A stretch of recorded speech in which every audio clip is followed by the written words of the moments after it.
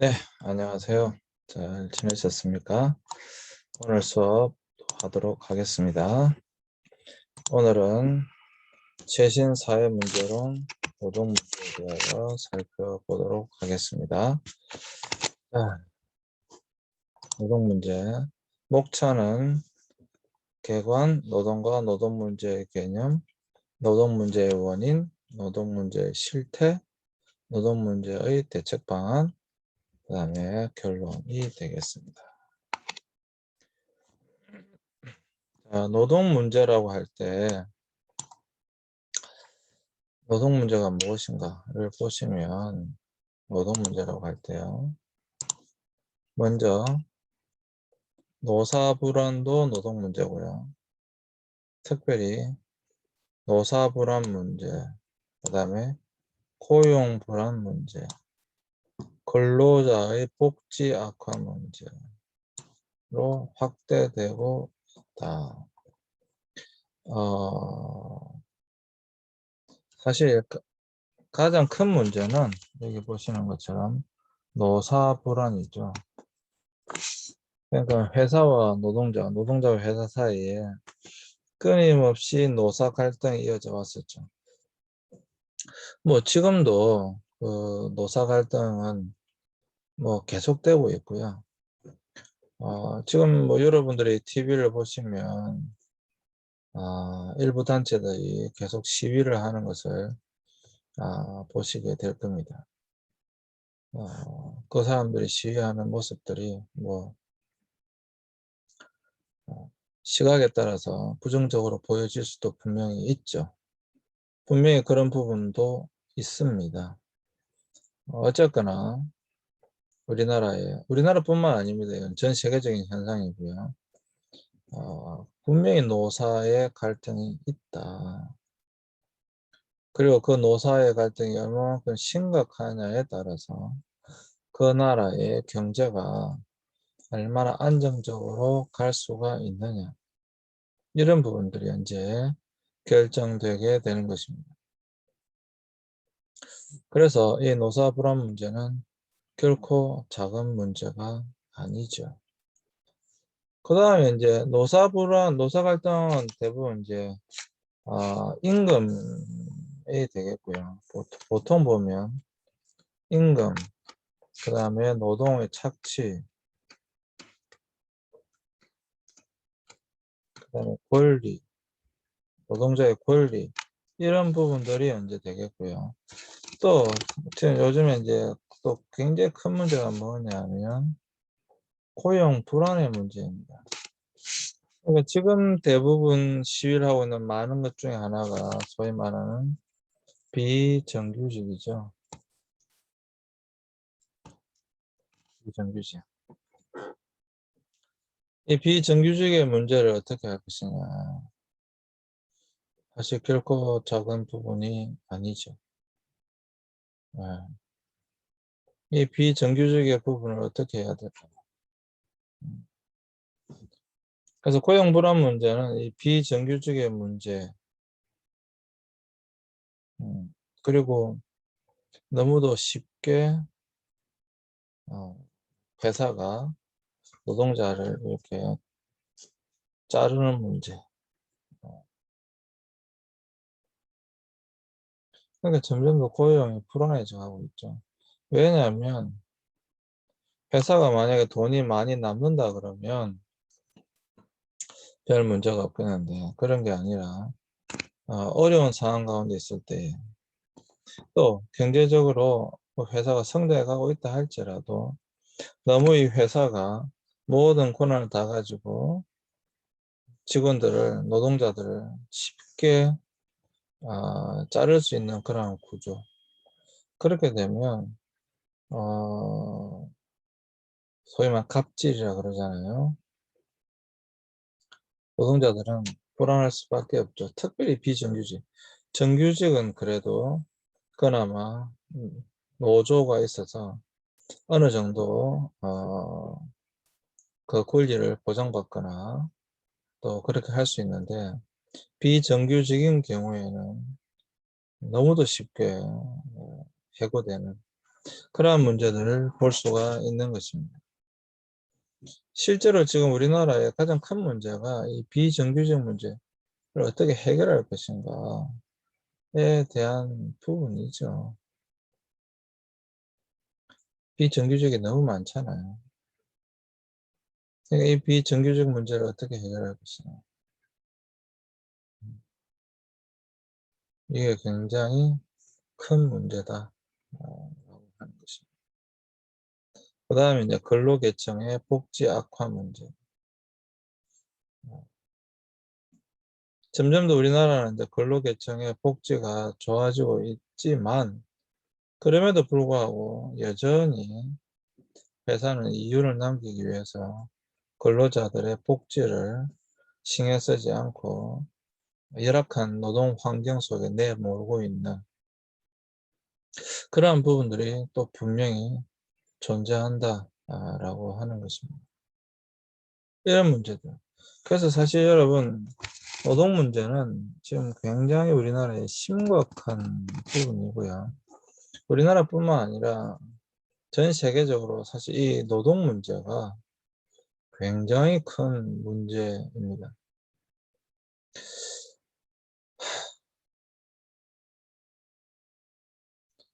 사실 여러분, 노동 문제가 어떻게 보면 가장 큰 문제죠. 저는 세계 여러 나라를 가봤습니다. 선진국도 선진국 나름대로의 노동 문제가 있고, 우리나라도 마찬가지죠. 저개발 국가들도 저개발 국가 나름대로 엄청난 노동 문제가 있어요. 왜? 직장 자체가 없으니까. 일자리 자체가 없으니까. 가장 큰 노동 문제예요. 여러분, 일자리 자체가 없다는 게 가장 큰 노동 문제라는 게 실감이 되세요? 가장 큰 노동 문제예요. 일자리가 없으니까. 아주 한정된 일자리만 있기 때문에 그건 더 큰 노동 문제를 일으키게 됩니다.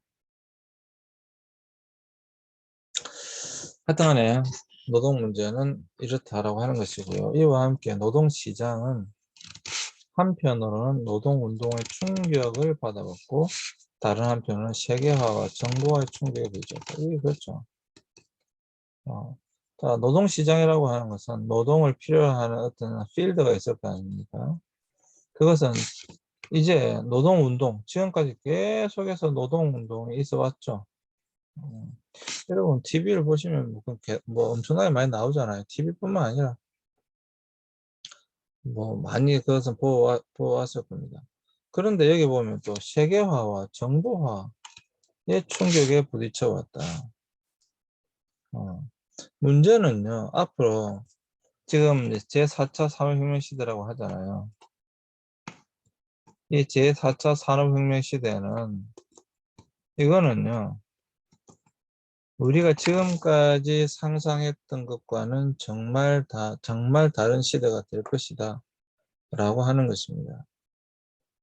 1차 산업혁명이 일어났을 때 모든 것은 기계로 대체될 것이다 라고 해서 실제로 많은 노동자들이 데모를 하고 그랬어요. 왜? 자신들의 일자리가 빼앗기니까. 근데 물론 결과적으로 그것 때문에 다 빼앗긴 것은 아니죠. 새로운 일자리가 만들어졌죠. 그래서 제4차 산업혁명도 그렇게 될 것이다라고 사람들이 이야기를 한 부분도 있지만 실제로 제가 볼 때 그렇지 않습니다. 이 제4차 산업혁명은 그건 또 차원이 달라요. 왜냐하면 물론 제1차 산업혁명도 기계가 인간의 일자리를 빼앗은 것은 사실이지만 그래도 인간이 해야 할 부분들, 이 기계를 다루거나 뭐 이러한 부분들, 하여튼 인간이 해야 되는 부분들이 더 많아졌던 것도 사실이에요. 근데 제4차 산업혁명은요, 모든 부분에서 이게 인공지능이 다 대체를 하기 때문에 이거는 우리가 생각하는 것과는 분명히 차원이 다르다. 이거는 분명히 차원이 다르다라고 하는 거죠. 그래서 이러한 세계화로 대변될 수 있는 경제 질서 변화와 정부화로 대변되는 기술 변화가 본격화되기 시작한 1990년대 중반 이후 고용 불안은 더욱 악화되었습니다. 그럴 수밖에 없죠. 점점 더 이제 인간이 할 수 있는 일자리 그들이 줄어들고 있기 때문에 그렇습니다. 그러다 보니까 이것이 어떤 결과가 나타나냐면 근로자인데 빈곤계층이 나타나게 되는 거예요. 아까 말씀드린 것처럼 비정규직 문제가 나왔는데요. 근로를 하고 있음에도 불구하고 여전히 가난한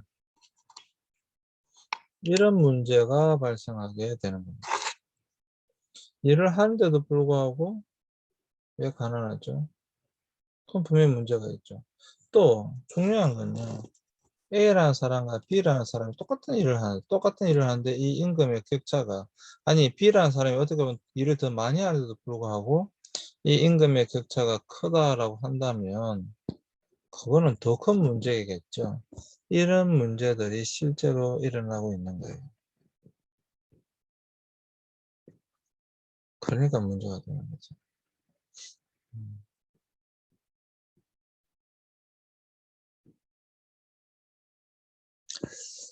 그래서 노동계와 경영계 간의 죄수의 딜레마에 놓여 있는 것과 유사하다.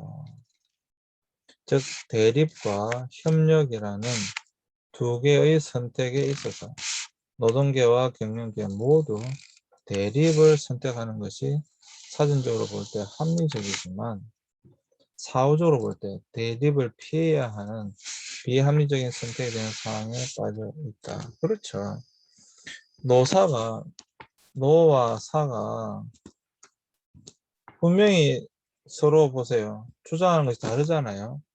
주장하는 것이 다른데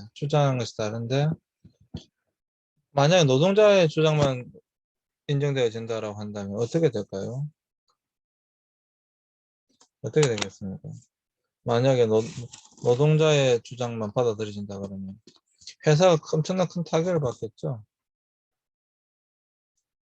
또 거기다가 회사의 주장만 만약에 받아들여진다고 한다면 어떻게 되겠습니까?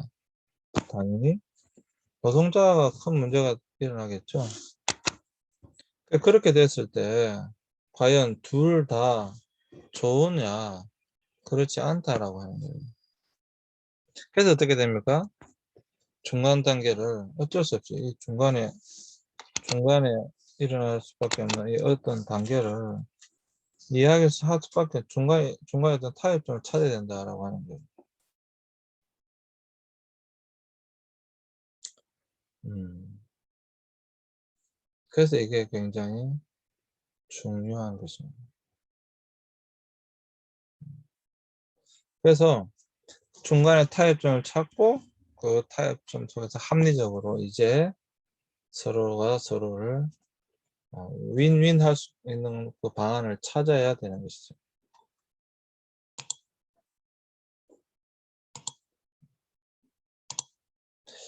노동이란 무엇인가? 2절에서 노동과 노동 문제의 개념인데요. 노동이란 무엇인가? 노동이란 인간이 자기의 내부에 있는 육체적이고 정신적인 능력을 사용하여 목적의식적으로 외부의 자연에 적응함으로써 자연을 인간의 도움이 되도록 변화하게 하는 활동이다. 그래서 그냥 한마디로 이야기하면 여러분 노동은 뭔지 좀 아시잖아요. 한마디로 이야기하면 나의 육체적이고 정신적인 것을 사용해서 어떤 목적을 가지고 그것을 변화시켜 가는 것을 노동이라고 합니다. 그래서 이 노동을 통하여 인간은 생존에 필요한 다양한 생활 수단을 획득할 수 있게 되는 것입니다. 왜 우리가 노동이 필요한가? 이 노동을 통하여서 생활 수단을 획득하기 때문에 그렇습니다. 여기서 중요한 것은 바로 생존에 필요한 것이죠. 내가 살아가는 데 필요한 다양한 생활 수단들을 이 노동을 통하여 얻게 된다라고 하는 것입니다. 마르크스는 노동은 무엇보다 먼저 인간과 자연 사이의 한 과정, 즉 인간이 자연과의 진료 변환을 그 자신의 행위에 의하여 매개하고 규제하고 통제하는 과정이다라고 이야기했습니다.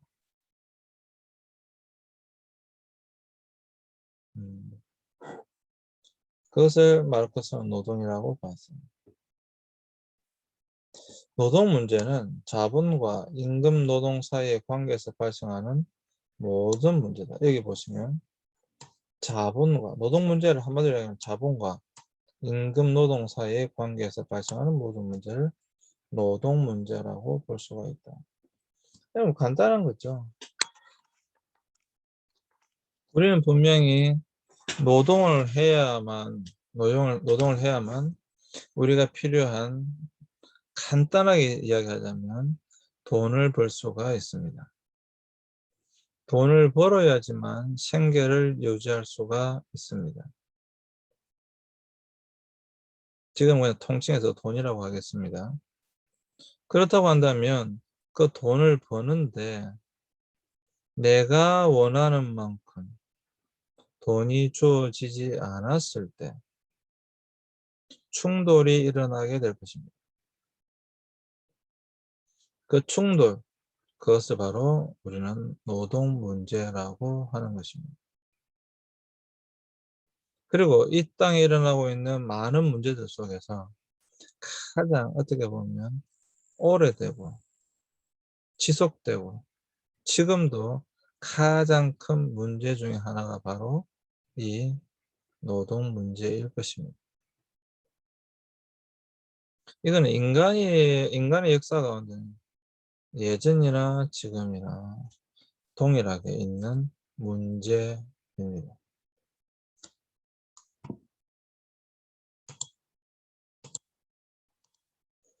자, 그래서 자본주의 생산 과정에서 노동자의 노동력이 상품으로 간주됨으로써 발생하는 문제다. 그건 그렇죠. 결국에는 노동자의 노동력이 상품이죠. 예를 들어서 손흥민이라고 BTS라고 생각해 보세요. BTS, 손흥민 다 마찬가지인데 그 노동력이 뭐예요? 상품이죠. 하나의 가치죠. 그래서 엄청난 몸값을 받고 뭐 손흥민 선수 같은 경우 엄청난 몸값을 받고 경기를 뛰는 거죠. 주급이 몇 억씩 되죠. 주급이. 예. 그러니까 그게 이제 노동력이 뭐예요? 상품이에요, 상품. 그만한 가치가 있다고 생각하기 때문에 그 구단에서 그만큼의 돈을 주는 거잖아요. 그럼 BTS도 마찬가지고요. 근데 거기도 분명히 그렇게 많은 돈을 받음에도 불구하고 그 사격수도 갈등이 있거든요. 더 달라, 더 달라 이렇게 갈등이 있거든요. 그런데 하물며 수많은 노동자들이 자신의 어떤 그 노동력이 너무 저평가됐다거나 문제가 많다고 생각하는 것은 어떻게 보면 너무 당연한 것이죠. 그래서 이 노동 문제가 대다수 국민의 생계 및 자아실현과 밀접한 관계가 있는 거예요. 또 다양한 사회 문제와도 직간접적으로 연계되어 있는 거예요. 그래서 이 노동 문제는 일단은 국민의 생계에 직결됩니다. 왜? 결국 내가 아까 내 노동력이 상품이라 그랬잖아요. 그러니까 내가 뭔가 일을 함으로써 그것을 통해서 돈을 버는 겁니다. 돈을 벌어서 나의 생계를 유지해 가는 겁니다. 그러니까 나의 생계를 유지해 가기 위해서는 돈을 벌어야 되는 거죠. 그러니까 당연히 어떻게 되겠습니까? 그것은 문제가 발생할 수밖에 없겠죠. 그리고 이것이 생계만 그런 것이 아니라 자아실현과도 문제가 있습니다.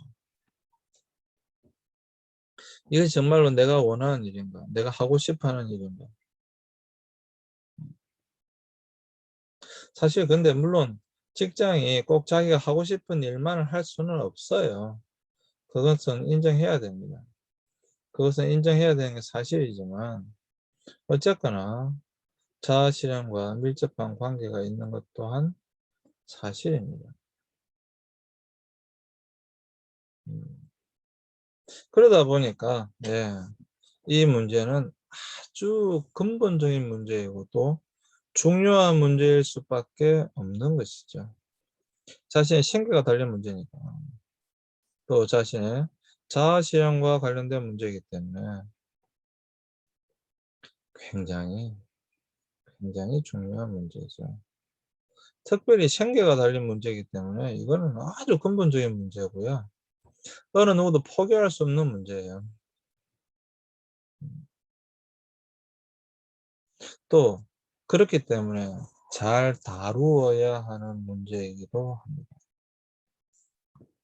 그래서 빈곤을 비롯한 다른 사회 문제와도 많은 측면에서 관계가 있기 때문에 노동 문제는 노동자 자신에게만 있는 문제는 분명히 아닙니다. 많은 측면에서 관계가 있기 때문에 노동 문제는 노동자 자신에게만 있는 문제가 결코 아닙니다. 왜? 이 노동자 문제 자신만 국한된 것이 아니라 그 사회의 문제이고요. 국가의 문제고 사실 전 세계적인 문제예요.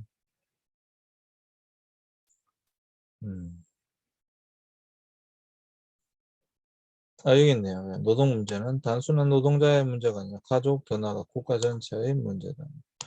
뿐만 아니라 세계적인 문제이기도 합니다. 왜 세계적인 문제라고 말씀드리냐? 예를 들어 중국이 지금까지 우리나라는 미국의 어떤 영향이 더 컸지만 지금은 사실 중국의 영향이 더 크다고 볼 수 있어요. 경제적인 부분만 보더라도 우리나라 최대 수출 수입국이 미국이 아니라 중국이니까요. 그래서 그랬다고 봤을 때 중국의 노동 문제가 발생했다. 한국에 곧바로 타격이 옵니다. 그거는 정말 곧바로 타격이 옵니다. 이제는 이러한 부분들이 단순한 그 노동자 개인의 문제가 아니라 국가의 문제이고 국가의 문제 넘어서서 전 세계적인 문제다라고 하는 것이죠.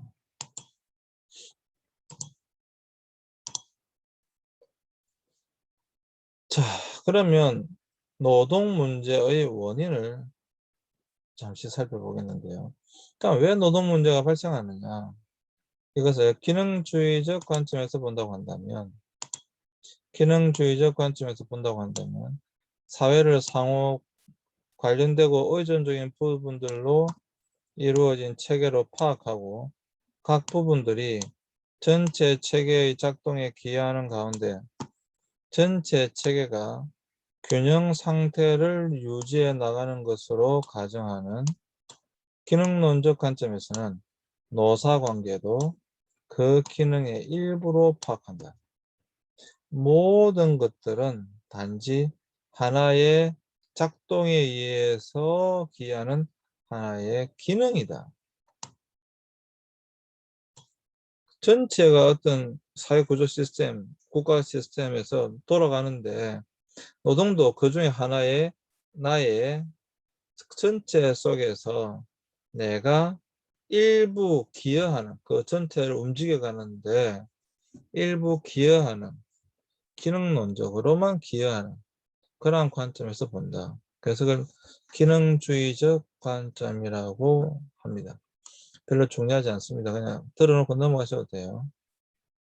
두 번째, 갈등주의적 관점에서 본다면 갈등주의적 관점에서는 사회의 속성을 대립과 갈등의 연속으로 보며 이것이 심해질 때에 사회 문제가 발생한다고 보는 것입니다.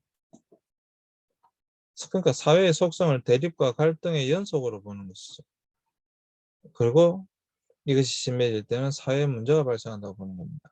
그래서 산업 현장에서 근로자와 사용자가 서로의 주장을 관철하기 위해 노사 봉규를 일으키거나 이익단체들 사이에 갈등이 생기는 것이 갈등주의적 관점에서 주목하는 사회 문제이다라고 하는 것이죠. 항상 노사는 갈등적 관점 속에 있다라고 보는 것이 갈등주의적 관점이다라고 하는 것입니다. 둘 다 뭐 중요하다면 중요한 것이지만 그렇게 고민하고 이것을 외울 필요는 없습니다. 그렇지만 그냥 각자의 기능적 관점으로 볼 것이냐 아니면 갈등적 관점으로 볼 것이냐라는 이 보는 관점에 따라서 중요한 것은 노동 문제를 푸는 원인이 그렇기 때문에 푸는 해법도 당연히 다를 수밖에 없습니다. 당연히 그것을 푸는 방법도 다릅니다.